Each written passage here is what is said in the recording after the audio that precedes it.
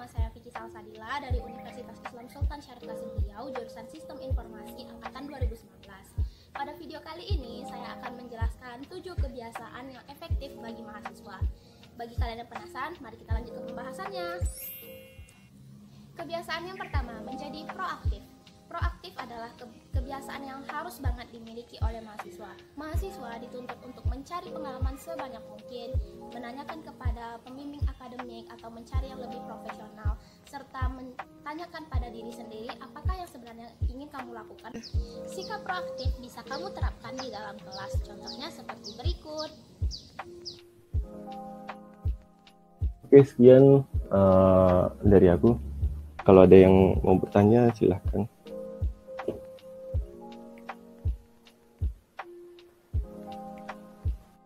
Izin bertanya, moderator. Ya, dipersilakan pada Vina.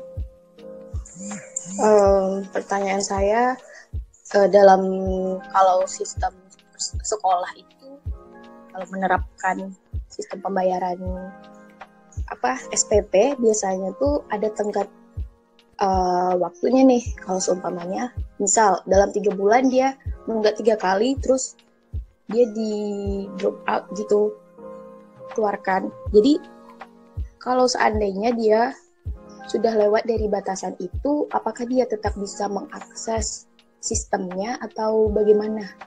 Terima kasih.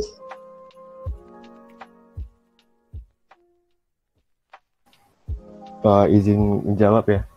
Bagus sih, Vin, kalau misalnya ada dibikin tenggat waktu gitu. Sebenarnya di SMK itu juga ada tenggat waktunya, tapi kurang tegas aja gitu dalam pelaksanaannya. Makasih masukannya, bagus tuh kalau dibikin tenggat waktu gitu. Kasih maaf sebelumnya, boleh izin menyanggah? Boleh, silakan. Menurut saya, kalau misalnya dalam 3 bulan siswa itu tidak membayar SPP, harus di drop out, itu rasanya terlalu agak mainstream ya. Biasanya kan di sekolah itu palingan per setiap bulan itu pasti siswa diingatkan oleh guru untuk ya membayar SPP, membayar kewajibannya lah gitu ya kan. Rasanya kalau untuk dia di seperti itu berarti cukup ada di notifikasi aja ya kan di websitenya, tanpa harus tanpa harus gurunya memberitahu gitu. Cukup siswanya aja sadar gitu kalau misalnya dia belum membayar gitu, atau bisa dari notifikasi kalau dia belum bayar gitu. Mungkin seperti itu maksud saya. Terima kasih. Izin menanggapi juga. Nah, ini lebih lebih masuk akal sih saran dari Vicky tadi. Karena kalau misalnya nggak bayar 3 bulan langsung DO, itu kan kayak berlebihan gitu ya. Iya, merugikan siswa juga tentunya ya, karena dia kan tetap harus punya hak gitu. Iya, dia punya hak. Terus cuman gara-gara nggak bayar 3 bulan, terus di DO kan berlebihan gitu rasanya. Ya. Mungkin bakal ya sesuai saran kau tadi, mungkin sih bakal dibikin kayak notifikasi gitu. Ya. Di setting tanggal berapa setiap bulannya, misalnya tanggal 10 setiap bulannya, ya, nanti notifnya bakal masuk gitu. Oke, makasih Pik. Iya, sama ya.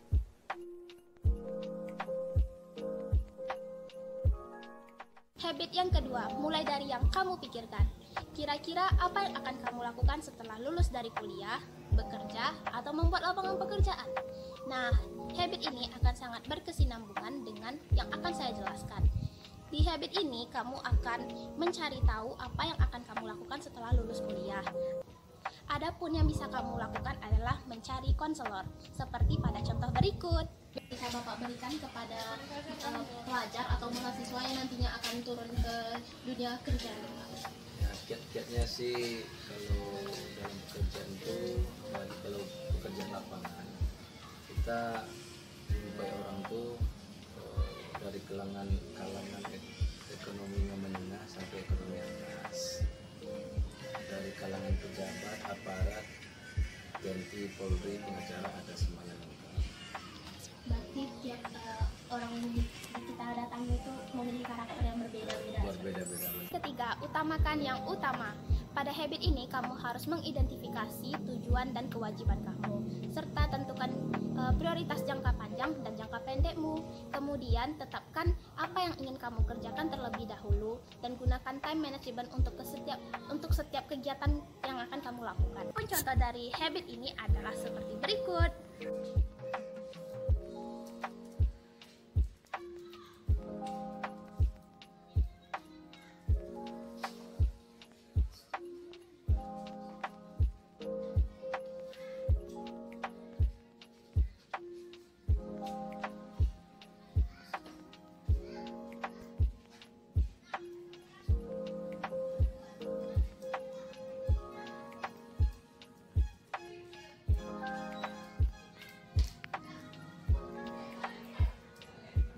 Habit yang keempat, jangan bersaing. Pada habit ini, kamu dituntut sebagai mahasiswa untuk tidak menggunakan ego tetapi fokus pada apa yang kamu kerjakan. Jangan mementingkan diri sendiri, apalagi mementingkan pendapatmu, tetapi juga dengarkan pendapat orang lain. Adapun contoh yang dapat saya berikan seperti berikut.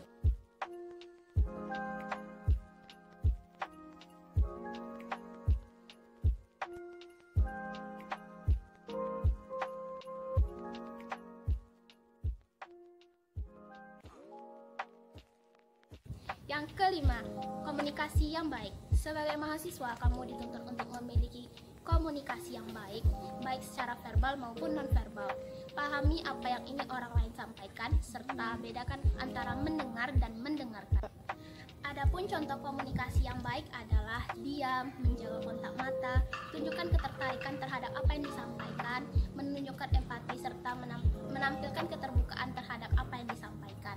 Itu merupakan adalah contoh dari komunikasi yang baik. Adapun contoh dari habit ini adalah seperti berikut.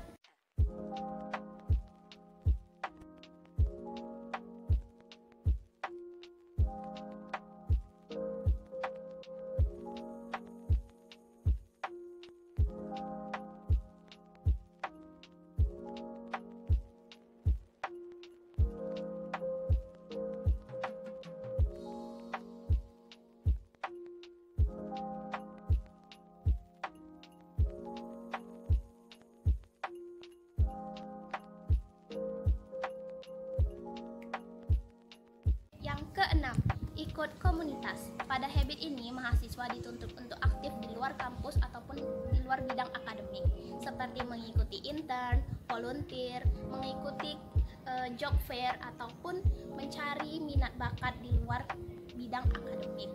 Adapun contoh yang dapat saya berikan seperti berikut.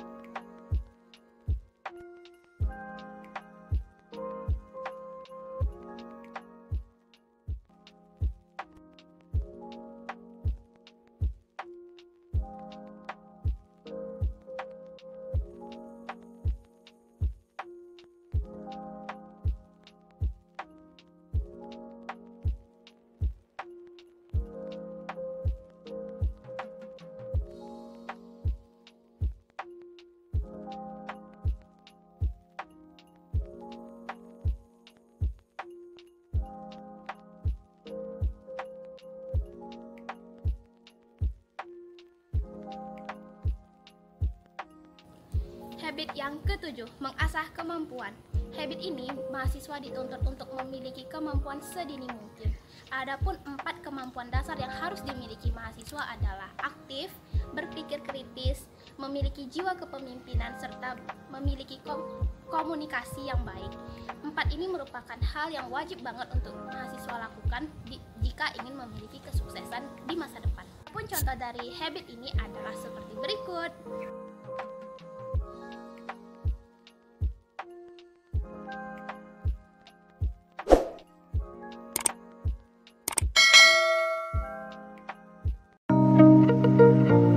Assalamualaikum warahmatullahi wabarakatuh. Perkenalkan, nama saya Nur Asia dengan NIM 119503-1575 dari kelas SIP 4E. Di sini saya akan menjelaskan tentang 7 Habit Highly Successful People. 7 Habit Highly Successful People. Habit pertama yaitu being proaktif. Orang yang proaktif akan memberikan respon setelah ia berpikir dan menganalisa sebuah situasi. Yang mereka berikan respon bukan hanya respon otomatis, tetapi telah mereka pikirkan dan telah mereka pahami. Orang-orang proaktif akan berfokus pada apa yang ia bisa kelola. Contohnya, saya dalam perjalanan ke Winsuska dengan menaiki sebuah mobil. Tiba-tiba di pertengahan jalan mengalami kemacetan panjang. Di sini saya tidak bisa mengatur agar normal kembali. Maka saya bisa menggunakan waktu dengan suatu kegiatan seperti membaca buku, mendengarkan musik untuk menikmati momen kemacetan tersebut. Jadi, orang proaktif adalah orang yang memilih tindakan terbaik yang dapat dilakukan dalam situasi keadaan apapun dan memiliki rasa tanggung jawab yang besar. Langkah-langkah menjadi proaktif: yang pertama, ambil alih pengalaman belajar Anda. Yang kedua, gunakan semua alat dan sumber daya yang tersedia untuk Anda. Yang ketiga, mulai sekarang, jangan tunggu sampai terlambat. Yang keempat, mintalah apa yang Anda butuhkan. Kelima, advokasi untuk diri sendiri. Yang keenam, bicaralah dengan profesor Anda atau orang-orang yang berpengalaman. Yang kedelapan, mintalah bantuan dari rekan-rekan Anda. Kedua, begin with the end in mind. Mulailah segala sesuatu dengan gambaran akhirnya. Maksudnya, kerjakan sesuatu dan jangan pernah lupa pada hasil akhirnya. Untuk mencapai tujuan akhir kita harus betul-betul bertanya pada diri kita atau jujur pada diri kita, apakah yang betul-betul kita inginkan, apakah impian yang betul-betul kita impikan. Misalnya, jika saya mengerjakan ini, apakah akan mengganggu itu? Dan jika saya mengerjakan itu, apakah akan mengganggu ini? Contoh kedua, apa cita-cita Anda ketika sudah besar? Pertanyaan ini mungkin tanpa sedikit basi, tetapi pertanyakanlah sedikit pada diri Anda. Apakah Anda saat ini menjadi apa yang Anda inginkan? Menjadi apa yang Anda impikan? Melakukan apa yang selalu Anda lakukan?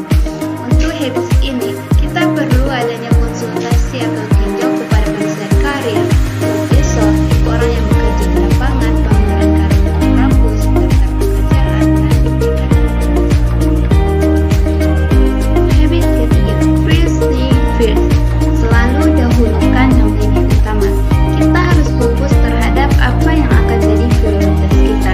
Jadi hanya paling pertama itu buat filter atau memilah mana aja yang penting atau enggaknya. Kita harus tanamkan apa nilai hidup yang mau kita tanamkan dan tujuannya mau kemana. Itulah yang menjadi dasar untuk memilah penting atau enggaknya suatu aktivitas untuk bisa menjadi konsisten dan disiplin dan fokus pada tujuan yang mau kita raih tentunya. Kita membutuhkan keinginan untuk melakukan suatu aktivitas di saat kita malas. Makanya kita harus bergerak berdasarkan apa yang kita butuhkan, bukan apa yang kita inginkan. Pada habits ini terdapat 4 kuadran, yaitu urgent, mendesak, urgent, tidak mendesak, important, pending, dan keempat important. Saya akan menjelaskan tentang kuadran ini. Yang pertama, urgent, mendesak. Pada kuadran pertama diisi aktivitas yang sangat penting atau mendesak, atau aktivitas yang harus dikerjakan dalam waktu yang sangat dekat. Pada kuadran satu ini, jika tidak dikerjakan segera mungkin, kemungkinan akan menyebabkan ada masalah nantinya, seperti mengerjakan tugas dengan deadline jam 7 pagi besok. Yang kedua, not urgent. Pada kuadran D2 diisi dengan aktivitas-aktivitas yang tidak mendesak tetapi penting atau masih banyak waktu dalam mengerjakannya. Dalam kuadran ini menekankan pencapaian jangka panjang. Contohnya, aktivitas olahraga akan menyehatkan badan atau dengan kursus online akan menambah. Kuadran 3 yaitu important mendesak. Kuadran 3 berisi dengan aktivitas-aktivitas yang tidak penting tapi mendesak. Mendesak maksudnya adalah aktivitas yang dapat menstimulasi perhatian, namun sebenarnya tidak penting untuk diselesaikan dengan cepat. Misalnya, membalas pesan santai dari teman dan ngobrol dengan orang lain. Yang kuadran 4 itu not important, not urgent, tidak penting dan tidak mendesak. Pada kuadran 4 ini diisi dengan aktivitas-aktivitas yang tidak penting dan tidak mendesak. Pada kuadran 4 ini cenderung menimbulkan kesenangan sesaat dan akan membuang waktumu secara sia-sia jika mengerjakannya dalam waktu lama. Misalnya streaming film, scrolling Instagram, dan bergosip. Pada habits ketiga ini akan mengajar kita tentang manajemen time atau mengolah waktu. Yang keempat, think win-win. Berpikir menang-menang, bukan menang kalah. Kerangka berpikir yang mengatakan saya bisa menang dan kamu bisa menang. Habit keempat ini dapat kita capai kalau kita punya 3 karakter, yaitu integritas. Integritas adalah apa yang kita katakan sama dengan apa yang kita lakukan. Yang kedua, kedewasaan yang mengekspresikan diri dengan keberanian dan pertimbangan. Yang ketiga, ada mental pemerintahan. Dalam paradigma dalam habits keempat ini yaitu win-win, win-loss, loss-win, loss-loss, win, win-win, or win-win. Contohnya, kerjasama dalam suatu tim. Kamu dan tim kamu benar-benar memiliki solusi. Kamu dan tim kamu memiliki satu tujuan dan kalian harus kerja keras. Yang kedua, win-loss. Paradigma ini memiliki karakter yang egois, di mana ia harus menang dan mengadakan segala cara. Contohnya, dalam perubahan, ia akan berpikir bagaimana caranya ia harus menang walaupun mengalami pelajaran. Yang ketiga, ada loss-win. Loss-win yang selalu cenderung menyenangkan semua orang karena merasa tidak nyaman atau insecure dengan tidak diterimanya di dalam suatu lingkungan. Misalnya, ia akan mengerjakan semua tugas padahal itu tugas kelompok. Yang penting dia diterima di dalam lingkungan tersebut, padahal itu akan dapat menimbulkan toxic relationship. Yang keempat, ada loss-loss. Adalah orang dengan karakter yang pendendam, contohnya di dalam peperangan. Yang kelima, win. Yang penting saya menang.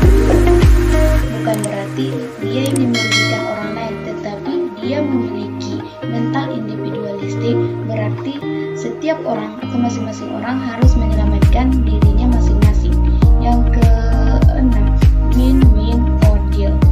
Kita harus sama-sama untung. Kalau tidak usah atau jangan ada perjanjian di antara kita. Garis kelima yaitu communicative well atau empati. Komunikasi adalah skill yang penting untuk diasah, tapi mayoritas dari kita tidak terlatih untuk mendengarkan, apalagi secara empati. Sangat sedikit orang yang bisa mendengarkan secara empati. Contoh, ada seorang bermasalah sama penglihatannya alias susah melihat. Kemudian dia pergi ke ahli kacamata untuk mencari solusi.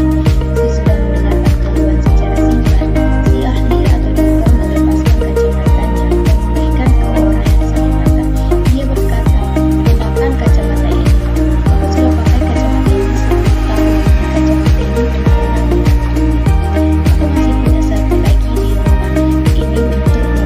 Tetapi setelah memakai kacamata itu, orang yang sakit itu tidak jelas tampak kelihatannya.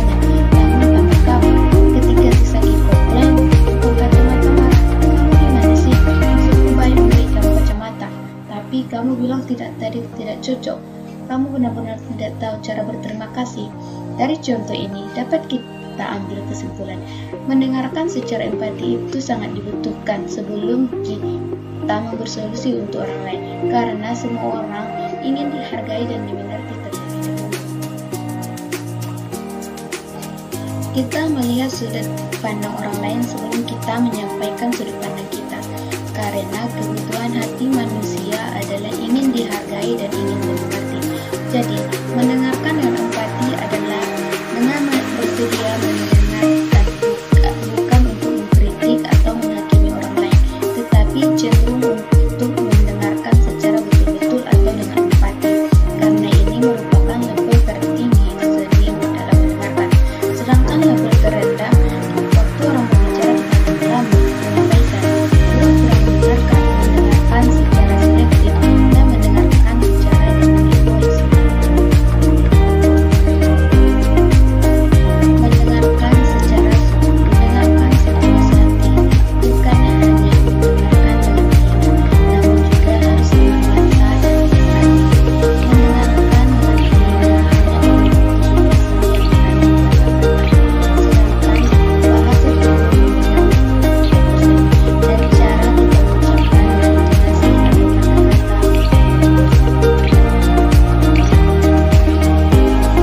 Habits keenam yaitu sinergis. Lakukan sinergi dengan orang lain. Team, together everyone is equal for more. Bersama-sama, semua bisa mendapatkan lebih. Mengatakan bahwa tim yang dapat bersinergi itu jauh lebih hebat daripada hanya bagian-bagian saja tertentu yang bekerja. Pada habits ini, sinergi memberikan kita alternatif dan membuka lembar baru. Kita harus memulainya dari habits keempat ke habits 5, yaitu berpikir win-win dan harus memahami orang lain baru dipahami. Inti dari sinergi adalah memahami perbedaan emosi, teman, dan cara berpikir. Dan orang yang bersinergi bakal memiliki menghargai perbedaan cara pikir, membuang energi negatif dan mencari ada apa hal positif. Ketiga, melatih keberanian dalam berkomunikasi. Keempat, mendorong kreativitas dan mencari solusi untuk semua. Langkah-langkah menjadi sinergi. Awalnya kita harus mulai dari yang bawah, yaitu sukarelawan. Yang kedua, ambil kursus yang membutuhkan pembelajaran layanan. Yang ketiga, jadilah magang, mulai dari magang terlebih dahulu. Yang keempat, bergabung dengan organisasi mahasiswa seperti ada di kampus atau di luar kampus. Yang kelima, jadilah asisten peneliti, mulailah dari asisten dosen. Yang keenam, menghadiri acara budaya kampus dan komunitas agar kamu bisa mendapatkan skill atau pengetahuan.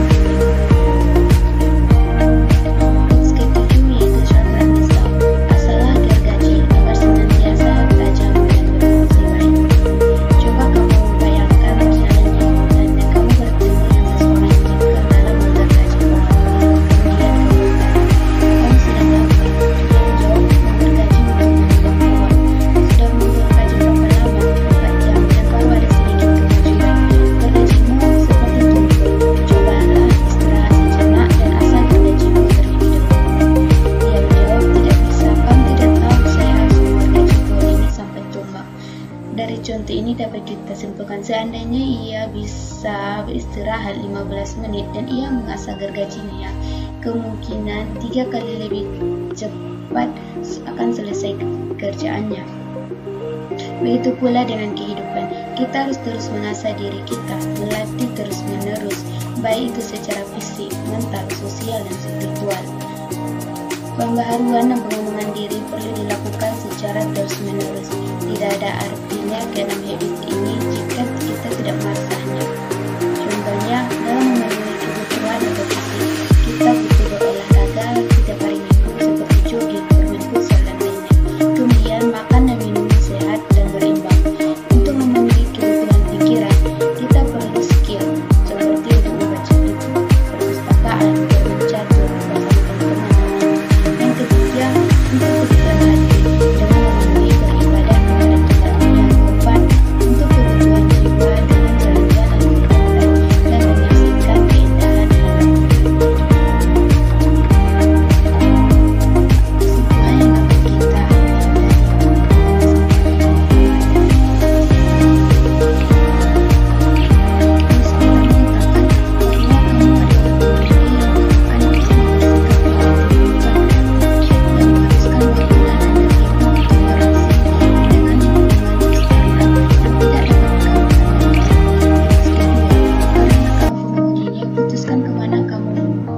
dan gambarkan peta menuju arah ke sana.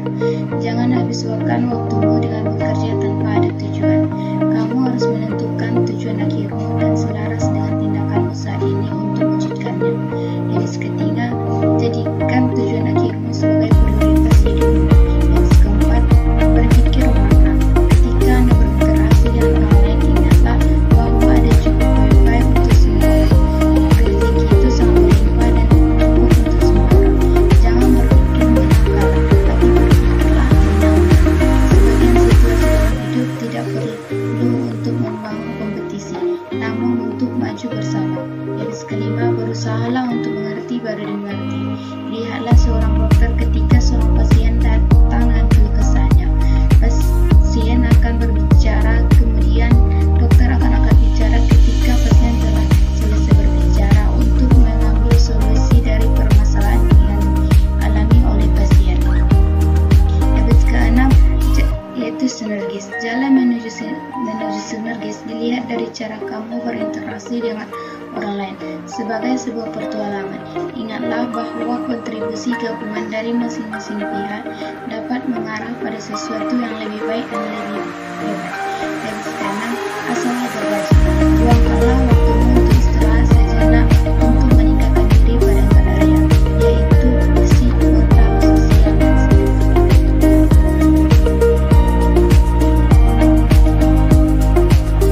terima kasih telah menonton channel ini. Jika ada baiknya ambil dan jika ada pertanyaan bisa diajukan dalam chat komentar di bawah ini. Dan jangan lupakan jejak untuk like, comment, dan subscribe.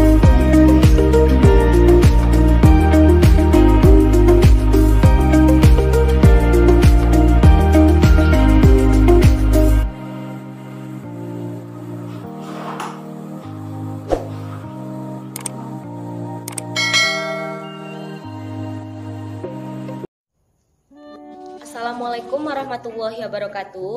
Perkenalkan, nama saya adalah Yelpi Dwi Anahyu, mahasiswi Sistem Informasi pada Universitas UIN Suska-Riau. Baiklah, di sini saya akan menjelaskan 7 buah kebiasaan manusia yang sangat efektif. Yang pertama adalah be proactive atau jadilah orang yang proaktif. Proaktif adalah kebalikan dari reaktif. Orang yang reaktif ketika melewati sebuah stimulus atau keadaan, maka dia akan langsung mengeluarkan respon atau reaksi secara spontan. Orang reaktif ini cenderung langsung memberikan reaksi tanpa memikirkan dampak atau akibat yang akan terjadi nantinya. Dan orang yang reaktif ini merupakan contoh tindakan yang tidak tepat dan baik. Tindakan yang tepat ketika menghadapi suatu keadaan adalah tindakan yang proaktif. Proaktif adalah ketika kita menghadapi suatu keadaan atau situasi, baik itu keadaan yang menyenangkan maupun tidak menyenangkan, kita tetap harus mempertimbangkan langkah apa yang harus kita ambil dan memikirkan apa dampak yang akan terjadi nantinya. Jadi intinya, orang yang proaktif ini adalah orang yang akan memberikan respon setelah berpikir matang-matang dan menganalisa situasi yang sedang dihadapinya dengan baik. Karena ketika kita telah memilih sesuatu dengan pemahaman yang benar dan baik, maka kita bisa mengambil tindakan yang lebih tepat untuk menghadapi situasi tersebut. Orang proaktif akan fokus pada circle of influence, bukan circle of concern. Maksudnya adalah orang proaktif akan lebih memikirkan apa yang bisa dilakukannya, apa yang bisa dikerjakannya, apa yang bisa diperbaikinya, sehingga apa yang dipengaruhinya tersebut bisa semakin meluas. Selanjutnya, bagaimana caranya agar kita bisa menjadi orang yang proaktif? Caranya yang pertama yaitu ambil alih pengalaman belajar kita. Yang kedua, gunakan semua alat dan sumber daya yang tersedia untuk diri kita. Yang ketiga, mulai dari sekarang jangan ditunda, apalagi jangan sampai terlambat. Yang keempat, mintalah apa yang kita butuhkan. Yang kelima, advokasi untuk diri kita. Yang keenam, bicaralah dengan penasihat atau konselor kita, misalnya kepada dosen PA, guru pembimbing. Dan yang selanjutnya, bicaralah dengan profesor kita. Kemudian yang ke-8, mintalah bantuan dari rekan-rekan kita seperti sahabat, teman dekat, teman sekelas, dan lain-lain. Dan yang terakhir adalah dapatkan sebuah tutor.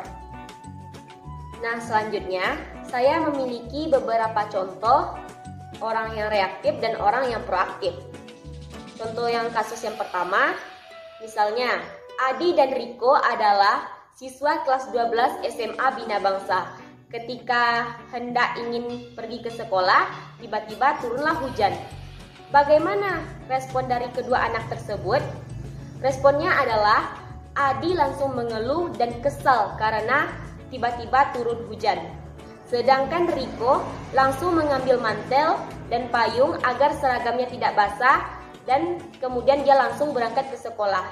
Nah, dari cerita ini bisa kita simpulkan bahwa Adi merupakan orang yang reaktif langsung memberikan respon, sedangkan Riko adalah orang yang proaktif, yaitu orang yang memberikan respon setelah memikirkan matang-matang apa yang akan terjadi berikutnya.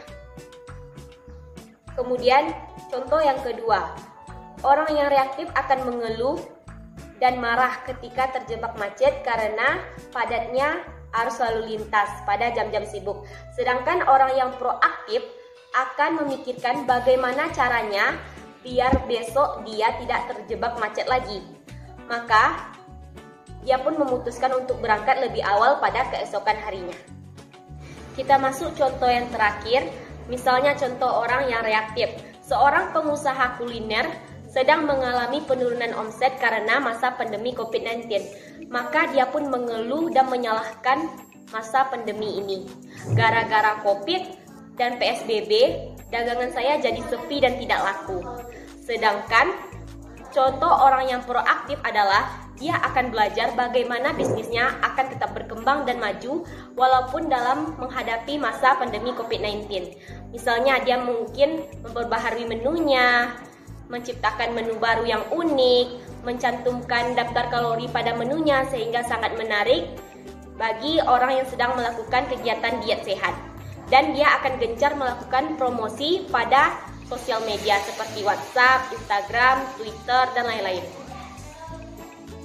Habit yang kedua, begin with the end in mind, atau mulailah dengan tujuan akhir. Dengan berpikir terlebih dahulu pada tujuan akhir, maka kita bisa menentukan langkah yang harus kita ambil nantinya. Dan setiap kali mengerjakan sesuatu, jangan pernah lupa hasil dan tujuan yang ingin kita capai. Supaya bisa melakukan sesuatu yang ingin kita capai, maka kita harus terlebih dahulu jujur terhadap diri kita sendiri. Oleh karena itu, coba tanyakan pada diri kita apa sebenarnya yang ingin kita cari dan yang ingin kita capai dalam kehidupan ini, dan apa sebenarnya yang penting dalam hidup kita. Inilah yang dinamakan dengan prinsip hidup. Kita harus memegang prinsip hidup yang tepat, dan tindakan kita harus didasarkan prinsip hidup yang benar dan kokoh agar kita dapat mencapai tujuan akhir kita tersebut. Pada habit memulai dengan tujuan akhir, kita perlu menginvestigasi pilihan karir dari mulai sekarang. Mulailah konsultasi dan meninjau pada konselor karir, profesor, orang yang bekerja di lapangan, pameran karir kampus, job listing, dan professional publication. Contoh pada habit yang kedua, Ali adalah anak teknik informatika. Dia sangat giat belajar dengan tekun. Dia pun membaca semua buku yang berhubungan dengan mata kuliahnya. Dan dia sering mengikuti seminar-seminar untuk menambah pengalaman dan wawasan. Itu semata-mata ia lakukan dengan tujuan agar mendapatkan IPK yang tinggi. Namun, tujuan akhir yang sebenarnya ia inginkan adalah agar menjadi seorang programmer yang profesional dan sukses nantinya dengan berbekal IPK dan pengalaman yang telah dipersiapkannya tadi. Nilai pendidikan karakter yang terkandung pada habit yang kedua ini adalah yaitu mandiri, memiliki impian, memiliki tujuan hidup, kreatif, inisiatif, memiliki komitmen yang tinggi, kerja keras, dan pantang menyerah atau putus asa. Yang ketiga, First thing first atau dahulukan yang utama. Kita sebagai manusia sering melakukan banyak hal dalam kehidupan kita. Namun kita tidak tahu apakah yang kita lakukan tersebut benar-benar penting atau prioritas yang harus kita dahulukan terlebih dahulu.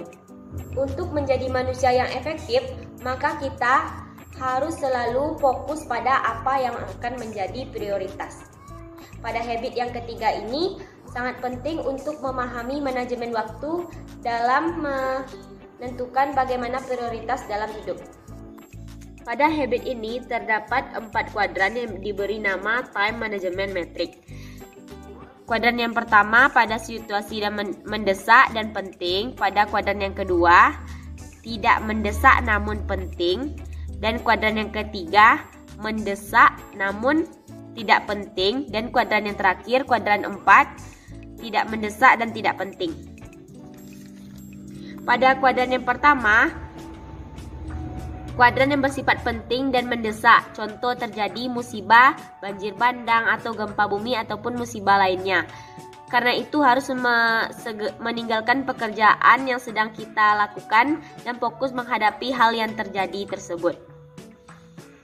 Lalu contoh yang keduanya, kita memiliki tugas UAS yang diberikan oleh dosen atau guru. Deadline pun sudah jatuh tempo pada saat waktu itu juga, maka kita harus segera mengerjakannya. Kita masuk ke kuadran yang kedua. Kuadran ini terkait dengan perencanaan dan penyusunan strategi. Kalau kita melakukan kuadran ini dengan baik dan benar, maka akan banyak bermanfaat dalam menyelesaikan urusan atau kepentingan kita.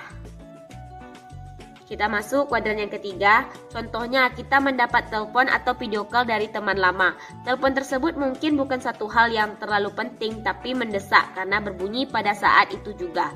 Kalau tidak diangkat saat itu juga, maka akan hilang. Lalu, kuadran yang keempat yaitu menghabiskan waktu dengan sia-sia. Kita malas-malasan, rebahan, malas gerak, main game, scroll sosial media seharian seperti TikTok, WhatsApp, Instagram, dan lain-lain. Kegiatan yang efektif adalah yang pertama, kuadran pertama harus dikerjakan terlebih dahulu. Ketika sudah selesai, maka geser ke kuadran yang kedua, di mana kuadran 2 ini adalah hal-hal yang sangat penting meskipun tidak mendesak. Contoh, kita ditugaskan untuk membuat tugas proyek, tugas kuliah dengan deadline-nya akhir semester. Maka sebaiknya kita mulai mencicil mengerjakan tugas tersebut sehingga hasilnya nanti lebih maksimal dan baik. Dengan menerapkan kuadran 2, tentunya kita tidak lagi membuang waktu dan energi sehingga kita bisa menyingkirkan kuadran yang keempat. Dan untuk kuadran yang ketiga, yang tidak penting namun mendesak, sesekali kita boleh melakukannya, tetapi dengan intensitas jangan terlalu sering. Maka dari ini kita simpulkan, orang yang efektif akan memaksimalkan atau menempatkan fokus dirinya pada daerah kuadran yang kedua.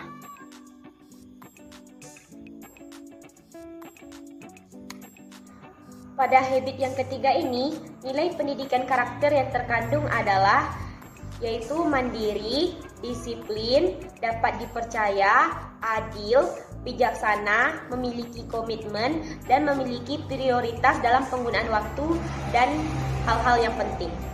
Contoh pada habit ini misalnya, pada hari ini kita menerima gaji bulanan dan banyak hal yang kita inginkan belum terpenuhi.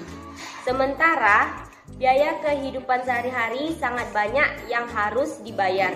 Misalnya, saya ingin membeli tas dan sepatu baru, sedangkan saya harus membayar kebutuhan sehari-hari seperti biaya listrik, biaya makan, biaya BPJS, biaya transportasi, biaya kuliah, dan lain-lain. Manakah yang harus saya dulukan terlebih dahulu? Maka kita harus mendahulukan membayar biaya kebutuhan hidup kita sehari-hari terlebih dahulu. Habit yang keempat, think win-win atau berpikir menang-menang. Ketika berinteraksi dengan orang lain, maka biasanya akan selalu terjadi konflik. Misalnya berbeda pendapat, beda pandangan, beda perspektif dalam sebuah masalah.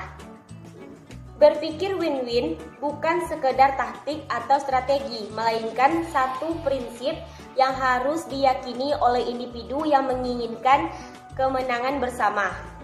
Prinsip berpikir win-win harus memiliki pribadi yang integritas, dewasa, dan memiliki mental kelimparuahan, serta yakin bahwa kemenangan bukan hanya milik salah satu pihak, melainkan dapat dimiliki bersama. Dengan adanya pemikiran seperti ini, seorang yang berpikir win-win tidak akan khawatir dengan perbedaan pandangan pendapat dengan siapapun. Pada habit think win-win ini ada 4 situasi, yaitu win-win, win-loss, loss-win, dan loss-loss. Win-win adalah sama-sama mendapatkan keuntungan kedua belah pihak. Win-loss adalah satu mendapatkan keuntungan, satu mendapatkan kerugian. Loss-win adalah satu mendapatkan kerugian dan satu lagi mendapat keuntungan. Sedangkan loss-loss adalah keduanya sama-sama tidak mendapatkan apapun atau tidak mendapatkan keuntungan. Pada habit ini terdapat nilai pendidikan karakter, yaitu toleransi, tegas, menghargai orang lain, dan lain-lain. Selanjutnya kita masuk kepada contoh pada habit ini. Misalnya, saya bekerja sebagai seorang desainer grafis di suatu perusahaan. Dan tiba-tiba atasan saya mendatangi saya dan memberikan tugas kepada saya dengan deadline tugasnya adalah jam 10 besok pagi. Maka saya harus mengerjakan tugas tersebut dengan cara lembur. Tetapi di lain sisi, saya telah berjanji kepada ibu saya untuk menemaninya ke rumah sakit untuk menjenguk saudara saya yang sedang sakit di rumah sakit.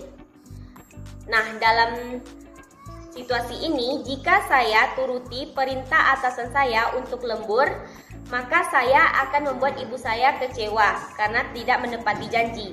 Maka ini merupakan kondisi win-loss, di mana win untuk atasan saya, loss untuk ibu saya. Dan jika sebaliknya, saya mengikuti janji saya kepada ibu saya untuk menjenguk saudara saya di rumah sakit bersamanya dan meninggalkan pekerjaan, maka tentunya akan muncul rasa tidak nyaman kepada atasan saya. Maka ini adalah kondisi loss win, di mana loss untuk atasan saya, win untuk ibu saya. Maka sebagai karyawan yang bertanggung jawab dan anak yang harus berbakti kepada orang tua, oleh karena itu saya harus dapat mengatur dan menghasilkan win-win solution, yaitu dengan cara mengusulkan kepada atasan saya untuk mengerjakan pekerjaan tersebut di luar kantor atau di rumah. Misalnya, maaf Pak, apakah bisa saya mengerjakan tugas tersebut di rumah karena saya telah berjanji kepada ibu saya untuk menjenguk keluarga saya yang sedang sakit di rumah sakit. Dan saya akan oleh karena itu saya berjanji kepada Bapak bahwa tugas tersebut akan saya kumpulkan besok pagi sebelum jam 10. Yang kelima, seek first to understand, then to be understood, yaitu pahami orang lain terlebih dahulu, baru mereka memahami diri kita. Pada habit ini, kita diminta untuk dapat memahami kondisi orang lain terlebih dahulu. Jangan terlalu cepat dalam mengambil sebuah pemahaman atau keputusan, dan jangan terlalu cepat mendiagnosa sesuatu sebelum kita memeriksanya terlebih dahulu. Setelah itu, baru kita dapat menyimpulkan sesuatu hal tersebut. Orang yang efektif akan selalu mencoba untuk memahami orang lain terlebih dahulu. Bagaimana cara supaya kita bisa memahami orang lain? Kita bisa memahami orang lain dengan menjadi pendengar yang baik dalam setiap kondisi. Cara menjadi pendengar yang baik adalah yang pertama, diam dan jangan terlalu banyak berbicara, fokus pada apa yang diceritakannya. Yang kedua, pertahankan kontak mata, tapi jangan sampai mengintimidasi pembicara. Yang ketiga, tampilkan keterbukaan satu sama lain. Yang keempat, berikan pengakuan kepada pembicara. Yang kelima, Perhatikan isyarat non-verbal seperti bahasa tubuh, ekspresi wajah, dan lain-lain.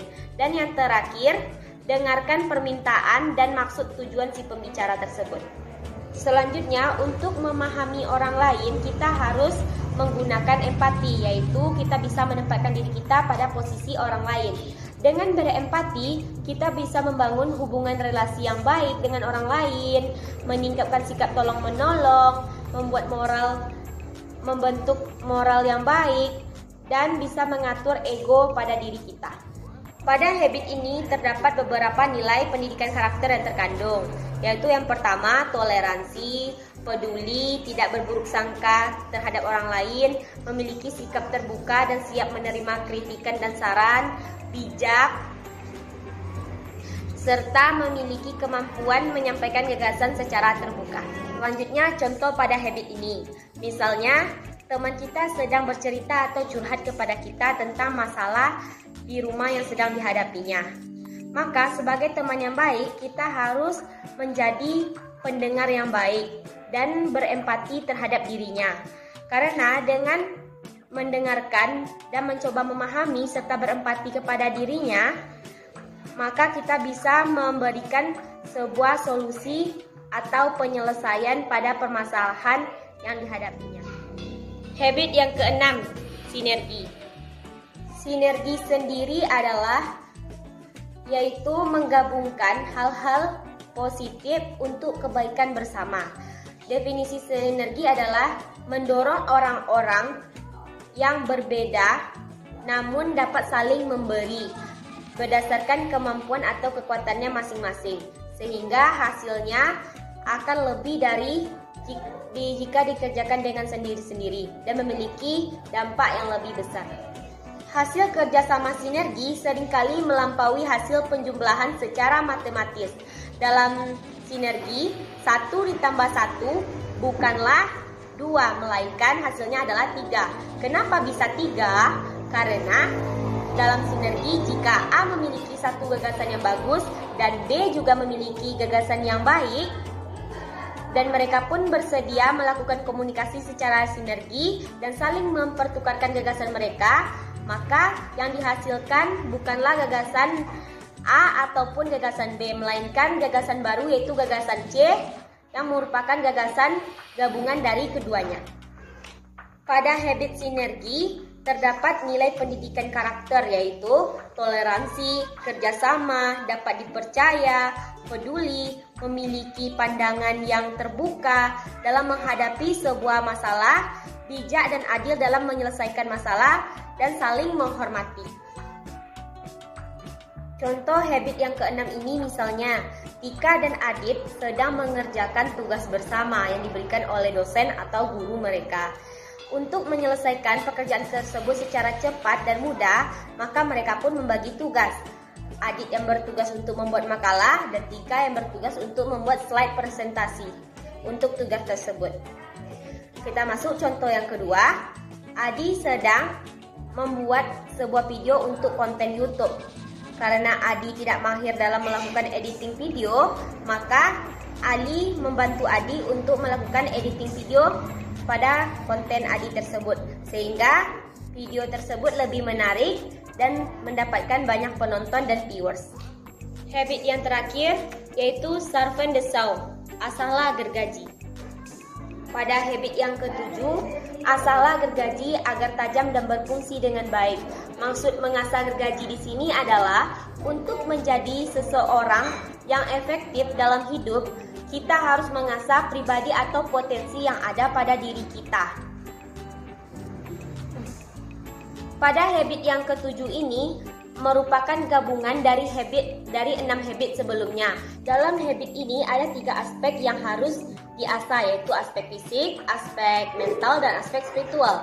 Aspek fisik, contohnya, saya tidak akan bisa menjadi manusia yang efektif apabila saya sering sakit-sakitan. Oleh karena itu, saya harus mengasah aspek fisik saya, yaitu dengan cara berolahraga, menjaga pola makan makanan sehat, tidur secara cukup, dan lain-lain.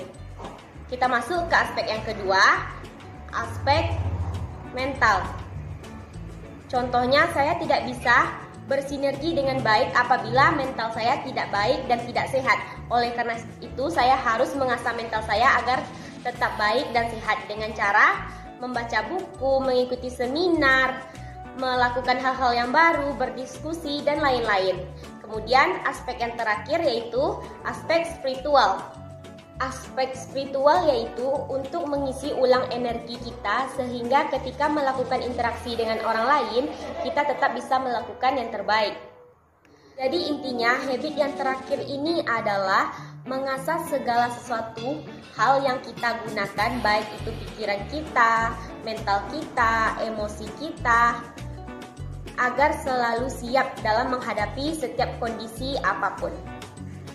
Contoh habit yang ketujuh, Aldi bekerja sebagai pemotong daging di pasar. Setiap hari, ia mempunyai target harus memotong daging sebanyak 150 kg per hari. Dan dia memiliki sebuah pisau potong sebagai alatnya. Pada hari pertama bekerja, ia mampu memotong daging sebanyak 200 kg per hari. Dan dia pun sangat gembira karena menghasilkan lebih dari target yang diberikan. Pada hari kedua, dia masih mampu memotong daging sekitar sebanyak 200 kg lagi. Begitupun seterusnya dalam 2 minggu berturut-turut. Namun setelah 2 minggu berikutnya, Aldi hanya mampu memotong daging sebanyak 150 kg dan terus menurun hingga ia hanya mampu memotong daging sebanyak 70 kg per hari. Kenapa hal itu bisa terjadi? Jawabannya adalah bukan karena Aldi mudah merasa lelah atau capek, melainkan Aldi tidak pernah ingin mengasah pisaunya untuk memotong daging. Dia berpikir daripada menghabiskan waktu untuk mengasah pisau, lebih baik dia memotong daging seharian. Karena alatnya itu tidak pernah diasah, maka rusaklah alat tersebut sehingga tidak bisa bekerja secara produktif. Nah, dari kisah ini dapat kita simpulkan pentingnya mengasah sebuah alat atau potensi yang ada pada diri kita untuk menjadi manusia yang dapat melakukan hal yang efektif. Sekianlah penjelasan 7 kebiasaan manusia yang efektif dari saya. Mudah-mudahan ilmu ini dapat bermanfaat dan apabila terdapat kekurangan saya mohon maaf. Saya akhiri dengan Assalamualaikum warahmatullahi wabarakatuh.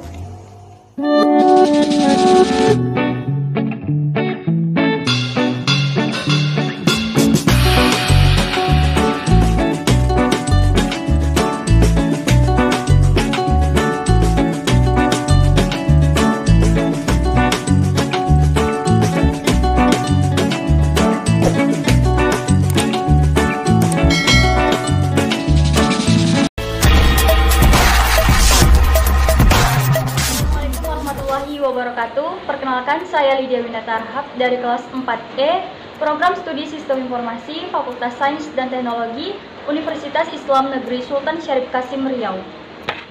Budaya kerja Jepang bisa dikatakan cukup unik.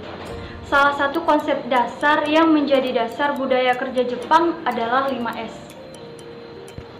Konsep 5S terdiri dari yang pertama ada seiri, artinya ringkas, kemudian ada seito, artinya rapi, kemudian ada seiso, artinya resik, kemudian ada seiketsu, artinya rawat, dan yang terakhir ada setsuke, artinya rajin.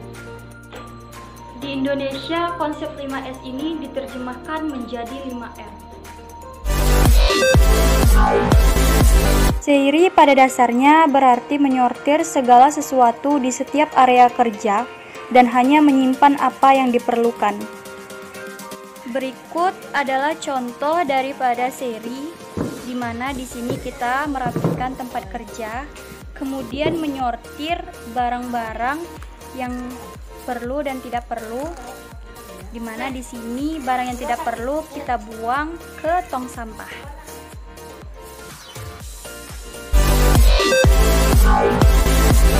Seito atau rapi.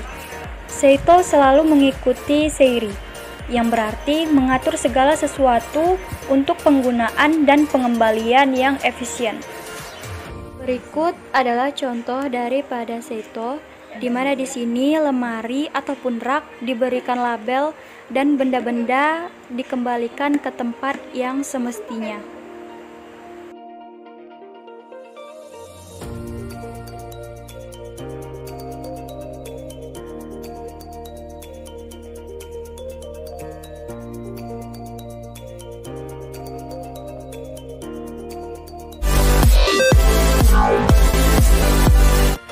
Seso atau resik adalah menjaga kebersihan tempat kerja atau membersihkan tempat kerja agar bebas dari debu dan sampah. Berikut adalah contoh daripada seso, yaitu menjaga kebersihan tempat kerja agar terbebas dari debu dan sampah.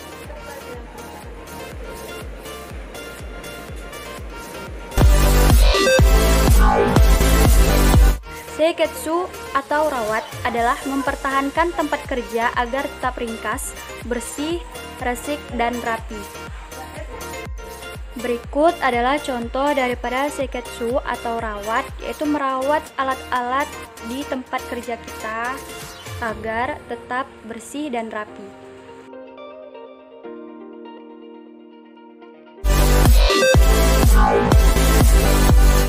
Shitsuke atau rajin adalah mendisiplinkan diri atau melakukan seiri, seito, seiso, dan seiketsu dengan sebaik-baiknya.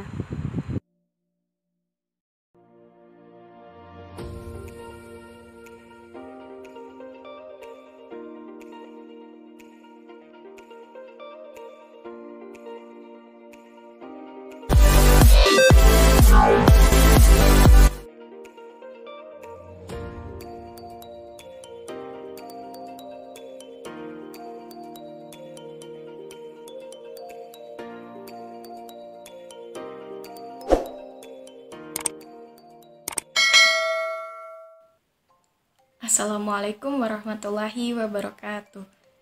Perkenalkan, nama saya Vina Familina.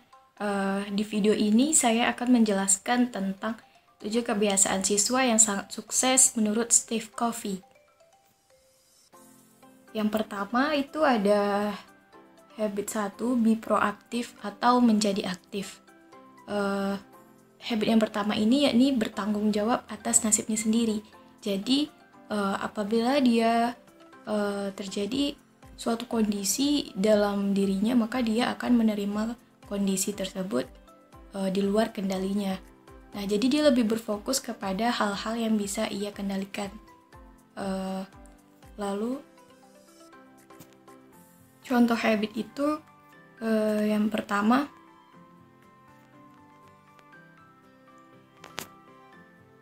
bertanggung jawab atas pengalaman belajar. Kira-kira belajar kita itu ke arah mana gitu? Apakah sudah sesuai dengan keinginan kita begitu? Terus mulai dari sekarang, jangan tunggu sampai terlambat. Lalu di situ mintalah apa yang Anda butuhkan. Lalu advokasi untuk diri sendiri. Motivasi diri sendiri seperti, ayo, aku pasti bisa, gitu. Lalu, bicaralah dengan penasehat konselor Anda. Biasanya kalau mahasiswa itu adalah dosen PA, sebagai wali di kelas. Oke, selanjutnya adalah bicaralah dengan profesor, dan kemudian dapatkan bantuan dari rekan-rekan atau teman-teman Anda. Lalu bisa mendapatkan tutor dengan cara menonton tutorial konten di YouTube. Lalu ini ada video saya sedang belajar mengenai pemrograman.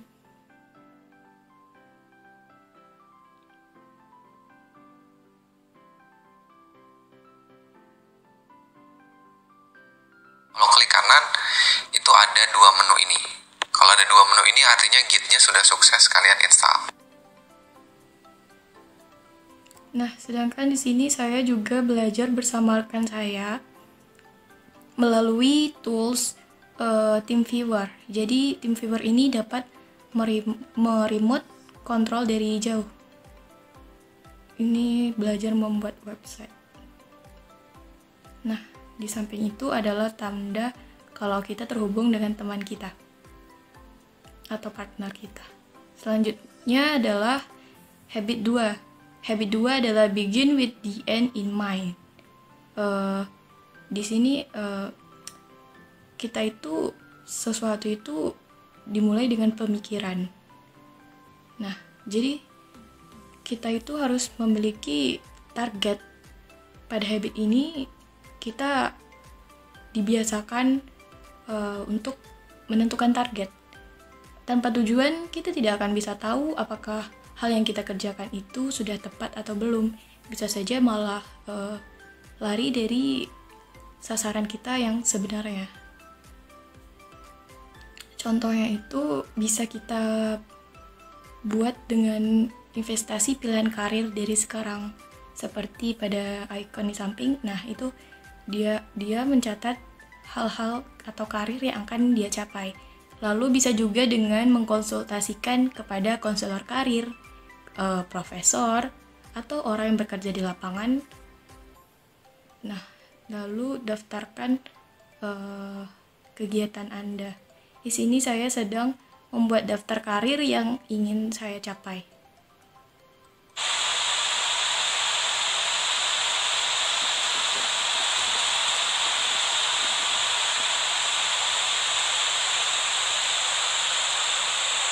Ini adalah daftar karir saya.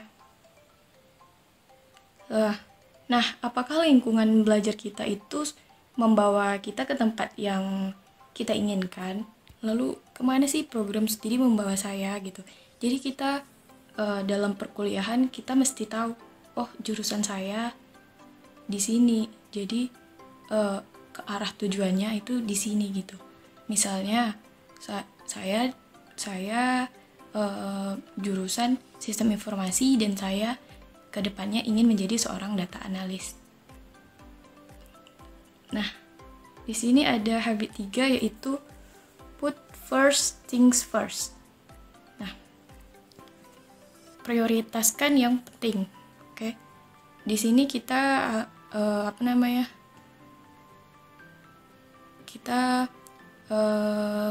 fokusnya ke melakukan manajemen waktu. Kita bisa mengatur waktu gitu. Contoh habit ini tuh mengidentifikasi tujuan dan kewajiban, lalu jangka panjang dan jangka pendek itu mesti kita pisahkan. Target kita dalam jangka panjang dan jangka pendek itu kita pisah, lalu prioritaskan dan tinjau kembali. Nah, Steve Covey membagi waktu itu ke dalam kuadran. Jadi dia membuat kuadran 1 itu penting dan mendesak, kuadran 2 penting dan tidak mendesak, kuadran 3 tidak penting mendesak, kuadran 4 itu tidak penting dan tidak mendesak. Nah, jadi kuadran 1 itu adalah kuadran yang seperti tugas-tugas dari dosen dan lain-lain. Kita tidak boleh menempatkannya pada kuadran 1 agar tugas yang kita lakukan maksimal gitu. Kuadran 1 itu seperti mengerjakan tugas pada deadline hari pertama. Nah, itu deadline hari terakhir. Nah, itu tidak disarankan. Jadi Steve Covey menyarankan untuk memasukkan daftar-daftar kegiatan yang seperti belajar dan membuat tugas pada kuadran 2 dan 3. Ini kuadran 2 saya sedang mengerjakan tugas.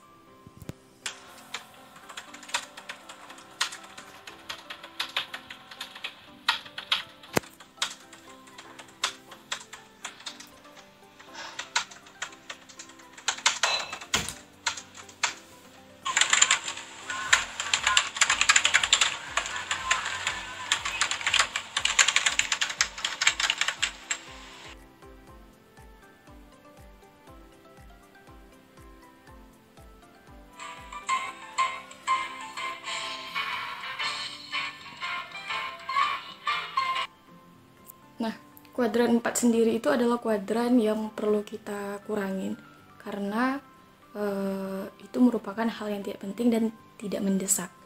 Jadi kita kerjakan dulu hal-hal yang penting dan mendesak, baru ke hal-hal yang tidak penting dan mendesak. Oke? Lalu di sini ada habit 4, don't compete, jangan bersaing. Jadi hindarilah hubungan yang permusuhan dengan profesor maupun teman-teman. Nah, karena di dalam habit itu sendiri tidak ada istilah menang ataupun kalah. Jadi carilah hari esok dan peluang untuk membangun tim gitu. Jadi yang kita fokuskan bukan membandingkan diri kita dengan orang lain, tetapi mencari apa yang kurang atau apa yang perlu kita perbaiki, seperti lebih ke introspeksi diri. Lalu ini salah satu contoh bekerja sama dalam tim. Ini adalah kegiatan Passion Techno tahun 2019.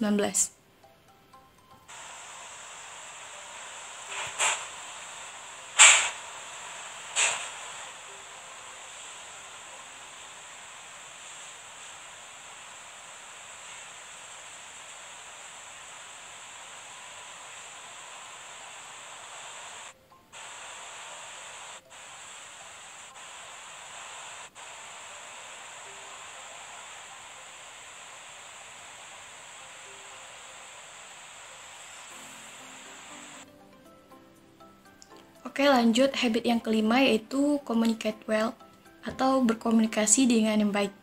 Nah, komunikasi yang baik itu adalah komunikasi yang efektif.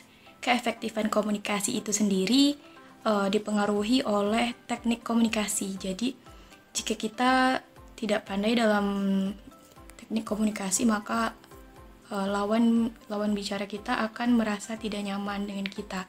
Nah, di saat kondisi pandemi seperti ini, perkuliahan maupun kegiatan yang lainnya dilakukan secara online. Jadi contohnya di sini yaitu menyalakan kamera saat kelas dimulai agar pemateri dapat merasa dihargai dan disimak. Terus melakukan kontak mata. Jadi Anda ketika masuk ke dalam meeting atau kelas harus fokus kepada pemateri, jangan memperhatikan lingkungan sekitar, jangan melihat ke arah yang lain seperti tengok kiri kanan begitu. Jadi kita di sini juga berempati, bersikap mendukung, keterbukaan, dan untuk menghindari kesalahpahaman. Ini adalah video meeting yang saya rekam pada kelas mata kuliah interpersonal skill.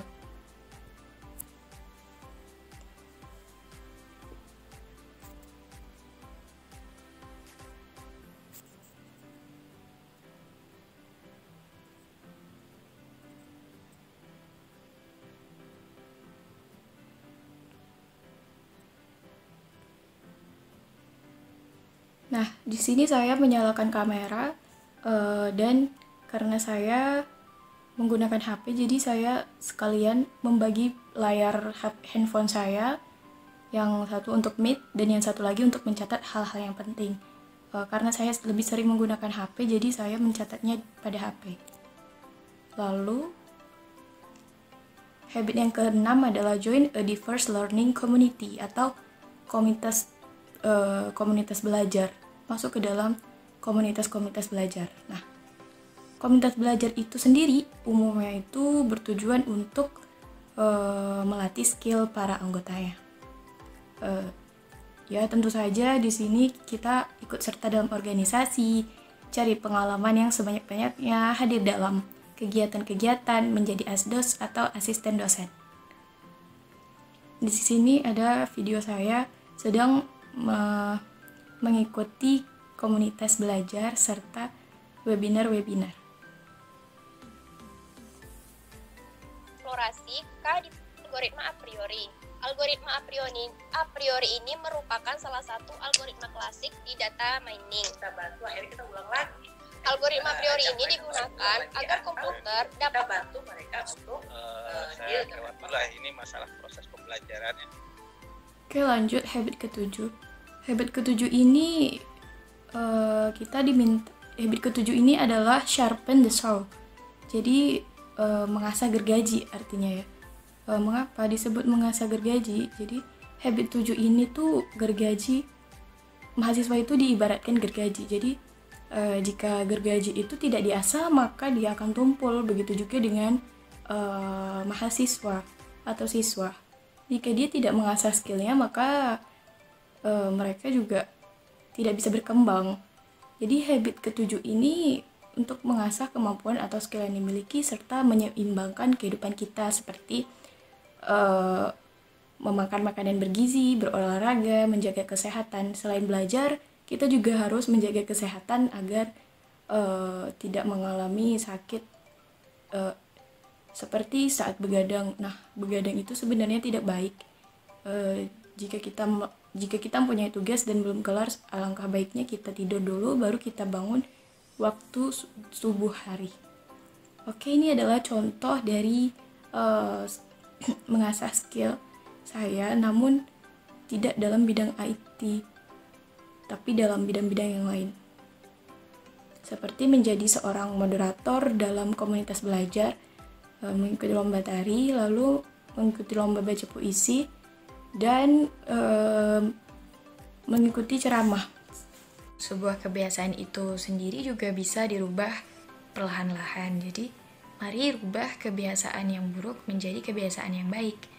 Nah, selain habit dari yang tadi, tingkatkan juga ibadah kepada Pencipta serta berdoa.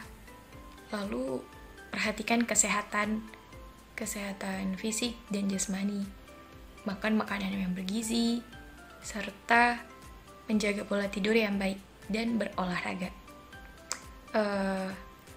Semoga video ini akan menjadi inspirasi bagi kalian yang sedang menontonnya dan segera merubah kebiasaan yang buruk.